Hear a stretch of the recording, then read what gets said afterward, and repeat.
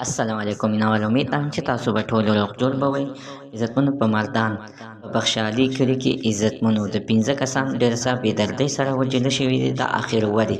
راځئ مینوال ټول معلومات زه تاسو سره په دې ویډیو کې شریکوم. څه دا ویډیو تر اخره پورې ګورئ تاسو ته پوره معلومات در ورسیږي. دې معلومات نه مخکې راول زه تاسو ته دا یادګي وکړم تاسو کو چارې زموږ په دې سوپر کلیک چینل کې نوي وئ چینل هم نوي سبسکرایب کړئ. مهرباني وکړئ تاسو زموږ د سوپر کلیک چینل ته سره سبسکرایب کړئ خوا کې سره د ټلۍ نشان ووهئ چې هر یو نوي معلومات ویډیو تاسو ته په اسانۍ باندې در ورسیږي. عزتمنو خلکو دغه شانتې ډېرې افسوسناکې واقعې مخې ته راځي چې نن څنګه یو ځل بیا په مردان په بخشالي علاقه کې په یو کور کې عزتمنو 15 کسان ډېر څه بې دردۍ سره وژل شوي چې په دې کې عزتمنو 3 ماشومان یوه ښځه هم شامله ده. زلمی و د دغه زلمي عمر عزتمنو ویل کېږي چې 18 کاله ایله تازه زلمی شوی و.